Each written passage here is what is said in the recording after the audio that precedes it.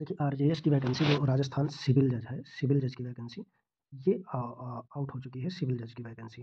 कितनी पोस्ट है तो टोटल जो है हम देखेंगे टोटल ये का राजस्थान सिविल न्यायाधीश समग्र सीधी भर्ती है। सीधी भर्ती है, परीक्षा सीधी भर्ती मतलब प्रति परीक्षा के द्वारा होती है। 27 फरवरी 2025 को इसका विज्ञापन आ चुका है। कब से फॉर्म भरा जाएगा, क्या सिलेबस है, क्या-क्या सिलेबस नया जोड़ा गया है, ये सारी चीज़ों को इस वीडियो में डिटेल में जानेंगे। तब तक आप लोग चैनल को सबसे पहले सब्सक्राइब कर लें और लाइक कर दें। जो भी आपकी क्वेरीज़ है उसको कमेंट बॉक्स में लिख दें। उस पूरी क्वेरी आपकी समाधान किया जाएगा। बाकी नोटिफ़िकेशन को डिटेल में हम पढ़ते हैं कि नोटिफ़िकेशन में क्या-क्या है। देखिए, पद नाम क्या है कि सिविल न्यायाधीश एवं न्यायिक मजिस्ट्रेट, तो सिविल जज या न्यायिक मजिस्ट्रेट ही होते हैं। वेतनमान की बात करें तो वेतनमान की अगर सिविल जज के इसमें वेतनमान करें तो 77,840 रुपए से स्टार्ट है। ये इनिशियल बेसिक पे है। बाकी ये मिलता है जाकर के 1,08,000 समथिंग इन हैंड जो है होता है, जो पहली सैलरी होती है। और 1,36,520 तक ये हाईएस्ट जाता है, तब उसके पहले ही एसीपी लग जाती है और वो ग्रेड चेंज हो जाता है तो बहुत ज़्यादा वेतन मिलता है।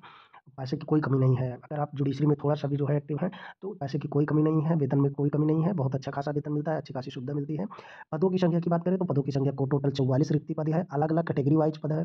को 44 पदों में कितनी है ये सब हम देखेंगे अभी डिटेल में, लेकिन टोटल पर 44 है। ऑनलाइन आवेदन करने की प्रक्रिया की बात करें तो ऑनलाइन आवेदन करने की प्रक्रिया को अभ्यर्थियों को निर्देश दिया जाता है कि सारा सब कुछ पढ़ लें ध्यानपूर्वक, तो उसमें कुछ नहीं पढ़ना है, बस जो दिशा निर्देश हैं वही उसके रहते हैं। आवेदन करने की जो तिथि है वो महत्वपूर्ण होती है, आवेदन करने की तिथि। तो आवेदन कब से किया जा रहा है? 1 मार्च से शुरू होगा और 30 मार्च तक लास्ट डेट है, ये याद रखिएगा।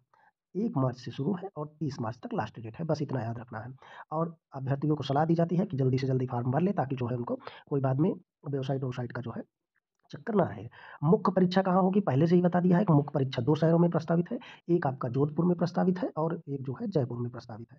तो 2 ही शहरों में मुख्य परीक्षा होगी, जोधपुर और जयपुर में। बाकी और उच्च न्यायालय जहाँ चाहेगा वहाँ करा सकता है, लेकिन परीक्षा आयोजित करने की तिथि, माह, दिनांक में परिवर्तन करा सकता है। ये हाई कोर्ट का जो डिस्क्रेशनरी पावर है। फीस की बात कर लेते हैं, तो फीस जो यूआर कैंडिडेट हैं, जो ओबीसी नॉन क्रीमी लेयर वाले कैंडिडेट ओबीसी क्रीमी लेयर वाले कैंडिडेट हैं या अदर स्टेट के जो स्टूडेंट हैं, इनकी फीस लग रही है ₹1500। यूआर, ओबीसी क्रीमी लेयर और अदर स्टेट की ₹1500 फीस लगेगी।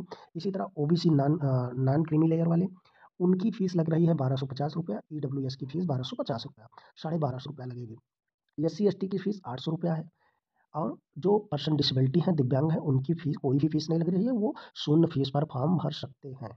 ये तो रही फीस की। अब कैटेगरी वाइज़ अगर पोस्ट की बात कर लें तो कैटेगरी वाइज़ टोटल हमने देखा कि टोटल कितनी पोस्ट है, 44 पोस्ट है, जिसमें से यूआर के लिए कितनी है, 17 पोस्ट है। इस 17 पोस्ट में जो यूआर के लिए है, जनरल के लिए है, इसमें 5 पोस्ट वुमेन के लिए रिज़र्व है, 1 पोस्ट विडो के लिए वुमेन है उसमें से, और 1 जो है एक्स सर्विसमैन के लिए है। तो टोटल 10 सीट जो है यूआर के लिए बचती है। इसी तरह दूसरी कैटेगरी में देखेंगे तो एससी में जो है 7 सीटें हैं, जिसमें से 2 वुमेन के लिए रिज़र्व है। एसटी के लिए 5 सीटें हैं, जिसमें से 1 वुमेन के लिए रिज़र्व है। ओबीसी के लिए 9 सीट है, जिसमें से 2 वुमेन के लिए रिज़र्व है। इसी तरह ईडब्ल्यूएस के लिए भी 4 सीट है, जिसमें से 1 वुमेन के लिए रिज़र्व्ड है। तो इस तरह कैटेगरी वाइज़ अलग-अलग सीटें हैं, आप यहाँ देख सकते हैं 17 सीटें, एससी की 7, एसटी की 5, ओबीसी की 9, ईडब्ल्यूएस की 4, एमबीसी की 5। ये सीटें हो गई हैं। अब जो है महिलाओं को आरक्षण जो राजस्थान की होंगी उनको ही मिलेगा, ये स्पष्ट रूप से इसमें लिखा है।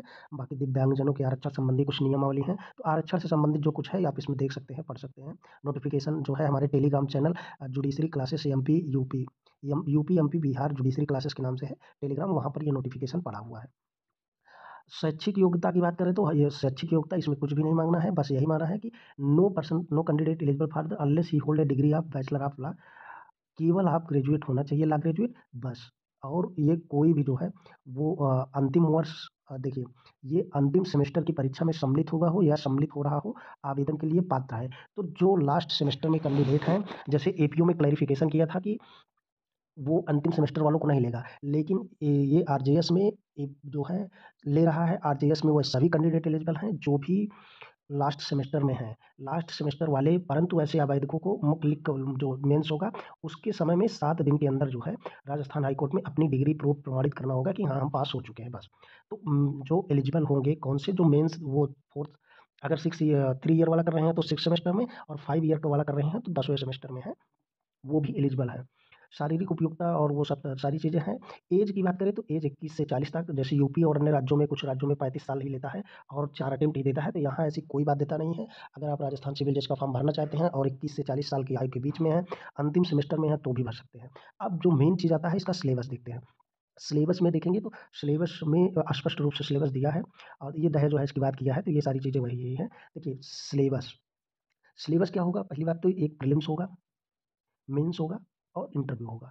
प्रीलिम्स जो होगा 100 नंबर का होगा, मेंस जो होगा वो 300 नंबर का होगा, इंटरव्यू 35 नंबर का होगा। ये 3 चीज़ें हो गई, प्रीलिम्स, मेंस, इंटरव्यू। अब अलग-अलग देखते हैं। प्रीलिम्स में जो होगा वो 70% वेटेज लॉ को दिया जाएगा और 30% वेटेज हिंदी और अंग्रेजी को दिया जाएगा। हिंदी और अंग्रेजी 30 नंबर का हिंदी अंग्रेजी आएगा, 70 नंबर का लॉ आएगा, याद रखिए। एक ही पेपर होगा और बड़ी बात क्या है, बड़ी बात ये है कि there shall be no negative marking in wrong answer in preliminary examination. Prelims में कोई भी नेगेटिव मार्किंग नहीं होगा। ध्यान रहे, एपीओ में नेगेटिव मार्किंग थी, 1/3 नेगेटिव मार्किंग थी, लेकिन ये सिविल जज के प्रीलिम्स एग्जाम में कोई भी नेगेटिव मार्किंग नहीं होनी है, यह ध्यान रहे। अब जो है, जो हिंदी के पेपर में आएगा उसमें क्या क्या पूछा जाएगा, संधि शब्द रचना पूछी जाएगी, संधि, समास, उपसर्ग, प्रत्यय पूछा जाएगा, तत्सम, तद्भव, ये देशज विदेशज पूछा जाएगा, संज्ञा, सर्वनाम, विशेषण पूछा जाएगा, पर्यायवाची, विलोम, समानार्थी, एक वाक्य, शब्द शुद्धि अशुद्धि, ये सब पूछे जाएंगे। व्याकरण में लिंग, वचन, पुरुष, काल, वृत्ति, ये पूछा जाएगा। वाक्यों की रचना पूछा जाएगा और विराम चिन्ह, मुहावरा, परिभाषिक शब्दावली, ये सारी चीजें पूछी जाएगी। अंग्रेजी की बात करें, अभी ला की बात नहीं कर रहा हूँ, चैनल को सब्सक्राइब जरूर कर ले। अगर अंग्रेजी की बात करें तो टेंस पूछा जाएगा, आर्टिकल्स पूछा जाएगा, फ्रेजल वर्ब पूछा जाएगा, एक्टिव पैसिव वॉइस पूछा जाएगा, डायरेक्ट इनडायरेक्ट चीज़ें पूछी जाएगी, मॉडल एक्सरीज पूछा जाएगा, एनोनिम्स एंटोनिम्स पूछा जाएगा, पॉसिबिलिटी, पर्पज, रीजन, ये सारा ग्रामर पूछा जाएगा। अब ला की बात करें तो ला का जो मेंस में सब्जेक्ट है वही प्रीलिम्स में होगा, अलग से नहीं होगा। लेकिन जो हिंदी एक पेपर होगा जिसमें हिंदी और अंग्रेजी रहेगा तो उसमें 50 नंबर का इससे रहेगा हिंदी का और 50 नंबर का इंग्लिश का इससे रहेगा। 2-2 घंटे दोनों के लिए निर्धारित है। लैंग्वेज के 2 पेपर होंगे, एक हिंदी का इससे होगा, एक इंग्लिश का इससे पेपर होगा। ला के 2 पेपर होंगे जिसमें ला पेपर 1 होगा 100 नंबर का, ला पेपर सेकंड भी 100 नंबर का, मतलब कि 4 पेपर इसमें जो है होंगे। और तीसरी चीज़, इंटरव्यू। इंटरव्यू कितना नंबर का, 35 नंबर का, जान चुके हैं। अब ला पेपर 1 में देख लीजिए, सिलेबस पूरी तरह से इस बार जो कयास लगाए जा रहे थे वो सारे के सारे हैं। भारतीय साक्ष्य अधिनियम पूछा जाएगा, इंडियन एविडेंस भी पूछा जाएगा, कॉन्स्टिट्यूशन ऑफ इंडिया पूछा जाएगा, कंट्रैक्ट एक्ट पूछा जाएगा, सीपीसी पूछा जाएगा, एसआरए पूछा जाएगा, टीपीए पूछा जाएगा फर्स्ट पेपर में।